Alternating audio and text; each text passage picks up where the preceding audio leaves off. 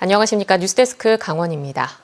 2400년 전 형성된 것으로 추정되는 강릉 안인 해안사구가 심각한 연안 침식으로 피해를 입고 있다는 보도를 지난 여름에 전해드렸습니다. 이후 4개월 가까이 지나면서 조금씩 대책이 만들어지고 있는데 관계기관의 대응은 아쉽습니다. 김인성 기자입니다.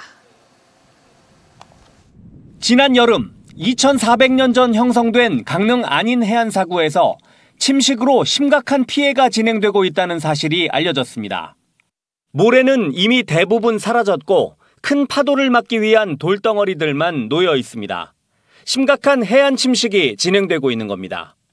가장 큰 이유는 강릉 에코파워의 연료 하역 부두를 보호하기 위해 2019년부터 지난해까지 건설한 방파제 때문입니다. 방파제를 설계할 때 침식을 예상하지 못했던 걸까? 원설계에서도 일부는 좀 침식이 발생한다고 예측은 했습니다.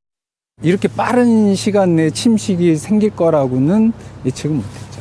근데 그거보다 좀 많이 침식이 발생되고 있습니다. 안인 해안사구의 관리기관인 원주지방환경청은 지난 26일 안인사구 대책을 논의하자며 협의회를 개최했습니다. 탐방 안내소 이전, 출입구 변경, 안전펜스 설치 등의 논의가 이루어진 것으로 알려졌습니다. 주요 훼손 원인인 안인 하력 발전소 방파제 영향 최소화를 위해 강릉 에코파워에서 지역 주민들이 요구하는 잠재 연장 설치 계획을 수립하기로 했습니다. 아울러 하시동 안인사구 노후화된 탐방로와 안내판 정비 사업을 추진하여 다시 찾은 현장에선 여전히 침식 방지 공사가 바삐 진행되고 있습니다. 제 뒤로 보이는 까만 잠재 안쪽에는 모래가 계속 쌓이고 있지만 잠재가 끝나는 지점과 방파제 사이 이 안쪽 공간은 계속해서 모래가 깎이고 있어 대책 마련이 시급한 실정입니다. 결과적으로 침식의 가장 큰 원인을 제공한 강릉 에코파워 측은 다양한 대책을 마련했다고 설명했습니다. 추가적인 침식이 발생할 경우에 거기에 따라서 상황에 맞는 대책을 이행하고 있습니다. 또한 북측에도 순환 양민에 대한 부분을 이행하려고 계획을 하고 있고 장기적으로는 근본적인 대책을 수립하는 추가 잠재 설치 등. 강릉시도 강릉 에코파워의 계획을 면밀히 검토해 나가겠다고 설명했습니다. 지속적으로 협의를 해 나갈 것이고요. 또 장기적으로는 이 해안사구가 예전의 모습으로 회복될 수 있도록 저희가 어떤 공유수면관리청으로서 관리 감독을 강화해 나가겠습니다. 강릉시는 또 최근 해양수산부와 동해지방해양수산청이 이 일대 연안정비 사업 설계를 진행하거나 계획하고 있다며 현장 상황을 지속적으로 모니터링하겠다고 밝혔습니다. MBC 뉴스 김인성입니다. 양양 군수를 상대로 진행 중인 주민 소환 투표 청구 서명부의 서명인 수가 4,000명을 넘겨 오는 29일 양양군 선거관리위원회에 제출될 전망입니다. 미래양양시민연대는 지난달 22일부터 서명을 받을 수 있는 주민을 총 100여 명으로 구성해 서명 기한인 60일보다 한 달가량 앞당겨 서명자 수 4,000명을 넘겼다고 밝혔습니다. 양양군수 주민 소환 투표 실시에 필요한 서명 인원은 전체 유권자의 15%인 3,771명으로 선관위 심사에서 요건이 충족된 것으로 확인되면 30일 이내 주민 투표가 발의되고 군수 직무는 정지됩니다. 동해안권 경제자유구역 망상 1지구 전 사업 시행사에 개발사업 시행자 지정 취소 결정 무효 청구를 법원이 받아들이지 않았습니다. 춘천지방법원 강릉지원은 이번 행정소송을 제기한 동해 ECT가 사업 시행기간 내에 개발을 완료하지 못할 것으로 판단한 강원경제자유구역청의 사업 시행자 지정 취소 결정은 적법했다고 선고 이유를 밝혔습니다. 동해 ECT는 지난 2018년 11월 망상 1지구 경제자유구역의 개발사업 시행자로 지정된 뒤 지난해 8월 사업자 지정이 취소됐고 이후 이를 무효로 해달라는 소송을 제기했습니다. 태백시 철암동에 산업단지를 만드는 사업을 두고 논란이 불거지고 있습니다. 오늘 태백시의회 행정사무감사에서 공사업체 입찰 방식과 하도급 업체 선정에 대해 여러 가지 의혹이 제기됐습니다. 조규환 기자가 보도합니다. 태백시 철암동에 있는 고터실 산업단지 조성사업 현장입니다. 내년까지 총 사업비 382억 원이 투자돼 19만 9천여 제곱미터 규모의 광물 가공과 신소재 산업 중심의 산업단지가 들어설 예정입니다. 태백시는 3년 전 농어촌 공사와 협약을 맺어 사업을 모두 맡겼고 공사는 지난달 시작됐습니다. 이 산업단지 조성 과정에서 태백시의 미흡한 공사 관리 감독이 도마에 올랐습니다. 태백시 의회 행정사무감사에서 심창보 의원은 사업을 맡은 농어촌 공사에서 공사업체를 선정할 때부터 문제가 있었다고 지적했습니다. 어느 특정 업체에 공사를 주기 위한 그런 심사 방법을 했어요. 이거 어떤 방법을 했죠? 이에 대해 태백시는 농어촌 공사에 사업을 맡겼기 때문에 문제가 없다고 해명했습니다. 보고 받았을 게 아니래요. 어떤 식으로 계약을 했는지. 내용은 저희가 모르고 있습니다. 저희가 지금 이 자리에 왜 있어요? 그러나 심 의원은 막대한 예산을 들이는 사업 과정에 대해 초기부터 소극적으로 대처했다며 강하게 질타했습니다. 또 지난 5월 태백 지역에 급히 만들어진 하청업체가 일부 공사를 맡게 됐는데 시공 능력이 증명되지 않은 곳이라며 사업의 신뢰성에 의구심을 제기했습니다. 5월 22일 날 회사 설립을 하고 7월 12일 날 대표이사를 설립했는데 이게 그런 부분에 대해서 아까 말씀하신 것처럼 그렇다고 해도 저 회사가 유령회사라고 법인 수별 설립이 돼 있는 상황이기 때문에 하두급 회사가 유령회사라고 표현하기는 좀 그런 것 같고요. 여기에다 공사의 특수공법을 적용하도록 해 지역업체를 소외시킨 게 아니냐는 비판도 이어졌습니다.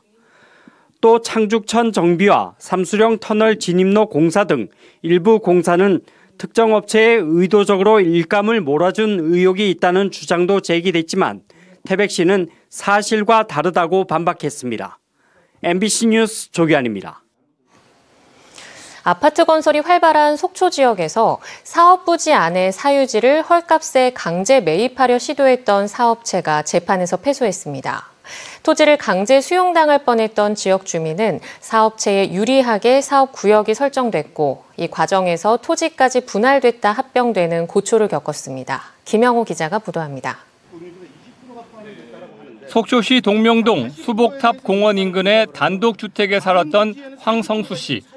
속초 지역의 아파트 건설 붐이 일면서 지난 2018년 한 공동주택 건설 사업체가 황 씨에게 집과 토지 매도를 권유했고 업체와 황 씨는 3.3제곱미터당 1,900만 원가량에 매매하기로 계약했습니다.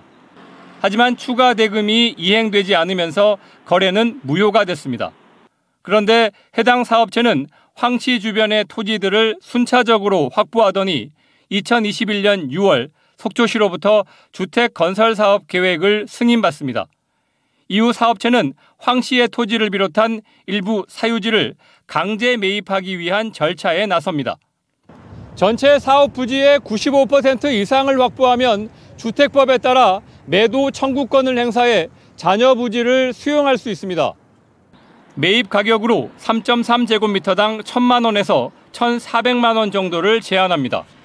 처음 구두로 약속했던 것보다 3.3제곱미터당 500만 원에서 최고 900만 원이 적었습니다. 이 과정에서 황 씨의 땅이 갑자기 분할되더니 일부만 사업 부지에 편입됐습니다. 주택 건설 사업자가 사업 부지 내에 있던 황 씨의 토지 4개 필지를 6개로 쪼개고 일부만 사업 부지에 포함시켜 사유지 강제 편입 기준인 사업 부지 95% 이상을 확보한 겁니다. 이분들이 저한테 산 것도 아니고 분할을 해주더라도 소유자한테 확인을 하고 그런 행정을 했으면 이런 문제들은 안 발생했을 거 아니냐. 민간 사업자들한테 편의를 제공해주는 부추기는 난개발을 하고 있는. 사업 허가권을 갖고 있는 속초시는 토지 분할과 합병에 문제가 없다는 입장입니다. 사업 시행자가 분할을 하실 수 있고요. 그 다음에 이제 토지 소유자는 다 같은 법에 따라서 합병 요건이 되기 때문에 합병 신청을 다시 해줬습니다. 결국 사업체와 황 씨는 토지와 건물에 대한 소유권 이전 등기 소송을 벌였는데 1심과 2심 모두 황 씨가 이겼습니다. 법원은 분할된 토지를 다시 합병하면서 사업 부지 95% 이상을 확보하지 못하게 됐고 사업 부지 밖의 토지 부분에 대해서는 매입할 권한이 없다고 봤습니다. 건설사업체는 대법원에 상고할 뜻을 밝혔는데 공동주택 건설사업 진행 과정에서 개인의 권리가 침해되는 건 아닌지 의문입니다. MBC 뉴스 김영호입니다. 정선 아리랑 창작 뮤지컬 아리아라리 공연이 세계 최대 공연 축제인 영국 에든버러 프린지 페스티벌에 정식 초청돼 한 달간 공연했습니다. 가장 한국적인 무대로 세계 관객들의 마음을 사로잡은 공연팀의 뜨거운 여정이 다큐멘터리로 제작돼 선보입니다. 박은지 기자가 소개합니다. 영국 연방 스코틀랜드 수도 에든버러. 낯선 풍경의 거리에서 익숙한 아리랑 음악이 나오고 경쾌한 춤사위와 흥겨운 무대에 관객들도 공연의 일부가 됐습니다. 매년 8월 도시 전체가 거대한 공연장으로 변해 인파가 넘쳐나고 한 달 내내 세계 최고의 공연이 이어지는 에든버러 프린지 페스티벌. 정선 아리랑 창작 뮤지컬 아리아라리가 당당히 정식 초청을 받고 한국 대표로 참가했습니다. 지난해 호주 애들레이드 페스티벌 참가에 이어 두 번째 세계 무대로 명실상부 국내 최고 공연으로 인정받은 겁니다. 언어가 달라도 누구나 느낄 수 있는 가족의 이야기가 정선 아리랑과 타악, 현대음악, 무용 등 화려한 볼거리와 함께 세계와 만났습니다. 가족의 얘기고요. 이별, 만남, 가족, 그리움 그런 것들을 음악, 뮤지컬의 형식과 시각적으로 굉장히 화려하게 퍼포먼스의 형식을 같이 섞어서 아리아라리는 2018년 동계올림픽 한국 전통 대표 공연으로 창작돼 7년간 이어온 정선의 대표 관광상품입니다.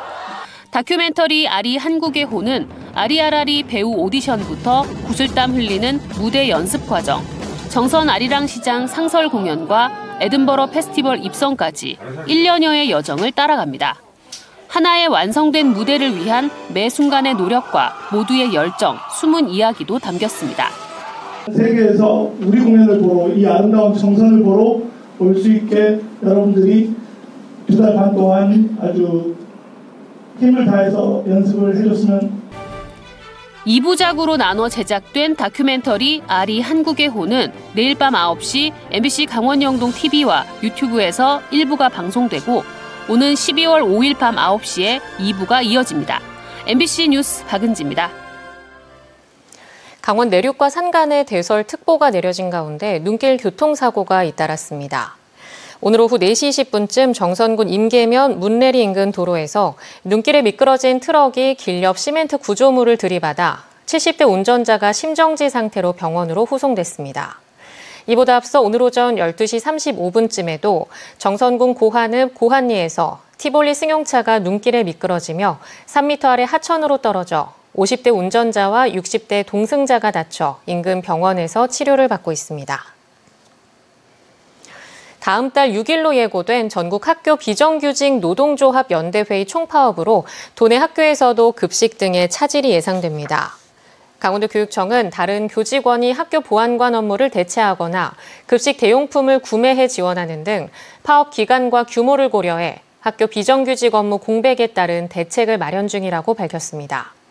앞서 지난달 진행된 총파업 투표에 도내 조합원 92%가 찬성한 가운데 현재까지 집계된 파업 참여 인원은 1,800명입니다. 도내에서 추진되고 있는 광해 방지 사업 40개는 사업비가 줄었고 17개는 사업비가 늘었습니다. 산업통상자원부에 따르면 태백 장성광업소 산림과 토지 복구 사업 설계비가 33억여 원 감소했고 쌍용 C&E 영월광업소 먼지 날림 방지 공사비가 13억 5천여만 원 주는 등 모두 41개 사업의 예산이 줄었습니다. 반면 쌍용 C&E 동해시 삼화동 석회석 광산 먼지 날림 공사 시공비 30억 원, 정선군 사부급 동원탄광의 산림과 토지 복구비가 12억 5천여만 원 느는 등 17개 사업은 사업비가 증액됐습니다. 또 대한석탄공사 삼척 도계광업소 오염수 수질 개선 사업이 새로 시작되는 등 3개 사업이 신규 사업으로 확정됐습니다. 삼척시의회가 오늘부터 다음 달 18일까지 제259회 2차 정례회를 열어 조례안 심사와 내년도 예산안 심의를 시작합니다. 본회의 첫날인 오늘은 삼척시장의 시정연설과 제3차 추가경정 예산안 제안 설명을 듣고 예산결산 특별위원회와 조례심사특별위원회, 윤리특별위원회를 구성합니다. 삼척시에서 제출한 7,280억 원 규모의 내년도 예산안 심의는 내일부터 본격적으로 이뤄집니다. 제318회 강릉시의회 2차 정례회 사흘째를 맞아 오늘은 현장 방문과 조례 심의가 이어졌습니다. 강릉시의회 행정위원회는 강릉시 인구 늘리기 지원에 관한 조례 전부 개정안과 강릉시 아이돌봄 서비스 지원에 관한 조례 일부 개정안 등 조례 9건을 심의 의결했습니다. 산업위원회는 강릉시 도시정보센터와 동물사랑센터를 방문해 현장을 둘러보고 현안을 들었습니다. 강릉시의회는 오는 29일 문화관광해양국과 농업기술센터를 시작으로 다음 달 5일까지 2025년도 당초 예산안과 기금 운용 계획안을 심사합니다. 삼척 해양레일바이크가 한 달간 정비를 마치고 다음 달부터 정상 운영을 시작합니다. 삼척시는 궁촌 정거장과 용화 정거장 구간 선로에 설치된 침목 1,700개를 바꾸고 정거장과 휴게소 시설을 정비하기 위해 한 달간 시설 운영을 중단했습니다. 해양레일바이크는 다음 달 1일부터 다시 운영을 시작하며 공식 홈페이지에서 탑승 예약이 가능합니다. 2017년 이후 한국에 불법으로 체류하며 마약을 여러 차례 투약한 20대 베트남인에게 검찰이 징역 2년을 구형했습니다.